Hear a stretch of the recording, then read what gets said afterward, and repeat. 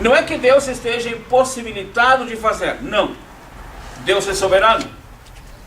Mas Deus quer que nós tenhamos a fé suficiente para ver o que Ele vai realizar, para entender, para glorificar ao Senhor.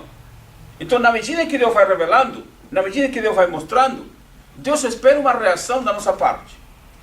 Se a reação é desconfiança, se a reação é falta de fé, se a reação é incredulidade, a bênção não vai chegar. Não chega.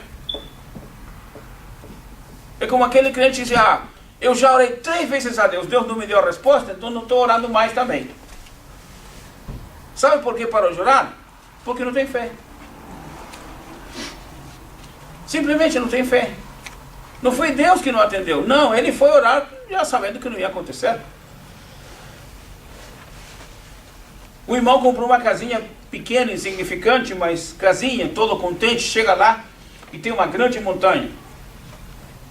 Só que de manhã, quando aparece o sol, numa época de frio, entre a casa e o sol está a montanha. Aí ele de noite abriu a janela e olhou para a montanha e disse, montanha, a palavra de Deus diz que se eu tiver fé, este monte vai sair daqui e vai mudar para o outro lado. Então, em nome de Jesus, sai daqui. Fechou a janela. E deitou. No dia seguinte, bem de manhã, foi lá, de olho fechado, abriu a janela. E quando a janela está aberta, abriu seus olhos. O que tem na frente dele? Montanha. A montanha. Ele olhou a montanha e disse, eu sabia que ia estar ali. Se ele sabia que a montanha ia permanecer ali, para que orou?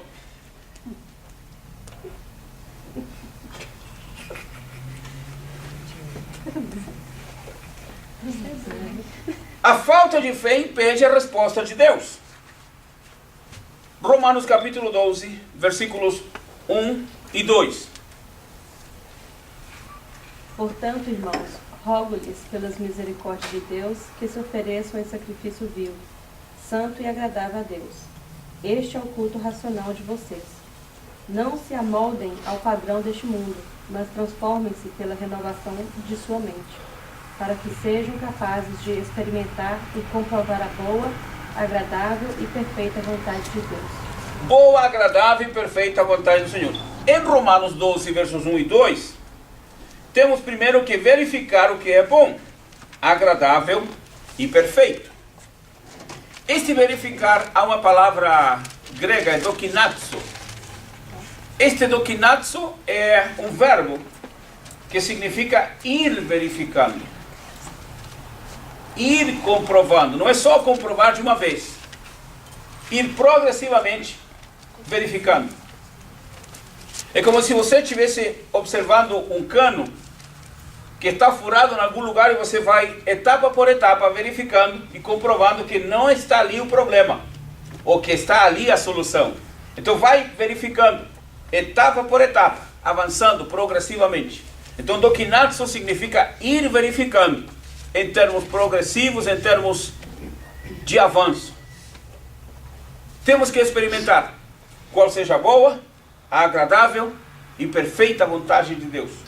Também temos, em Romanos 12, 1 e 2, fazer uso santo do meu corpo. Nós devemos apresentar a Deus um sacrifício vivo. Não é se bater no corpo. Não é machucar o corpo para sentir as feridas de Cristo. Não. É apresentar a Deus um corpo em santificação. É preciso resistir ao modelo do mundo.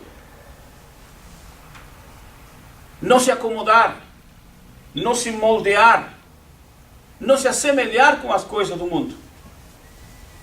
Ter a figura própria de uma ovelha de Cristo, de um servo de Deus, de uma luz do mundo.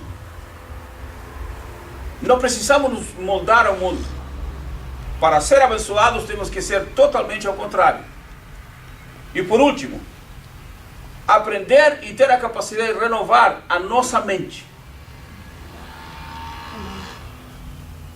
O filho pródigo só foi abençoado quando a Bíblia diz, e voltando em si, entendendo que ele estava fazendo a coisa errada. É nesse momento que o filho pródigo passou a ser abençoado. Então, há uma necessidade de intimidade com Deus. E essa intimidade com Deus só vai chegar quando nós tivermos a fé suficiente no Senhor. Marcos 9, 24 está falando sobre a incredulidade. É um homem que fala com Jesus e que pede algo ao Senhor. E logo o pai do menino, clamando com lágrimas, disse: Eu creio, Senhor, ajuda a minha incredulidade. O segredo para hoje, para ser mais abençoados em nossa oração, é reconhecer que nós temos incredulidade em relação às respostas de Deus. Talvez você dirá, pastor, mas isso está muito forte, eu não sou incrédulo. Sim, este homem também era crédulo. Ele diz: Senhor, eu creio. Todavia, ele reconhece que não tem a fé suficiente. Ele diz: Senhor, eu creio. Ajuda a minha incredulidade. Parece um paradoxo, uma coisa contrária. Se ele crê, ele não tem incredulidade. Mas ele diz: Senhor, eu creio. Ajuda a minha incredulidade.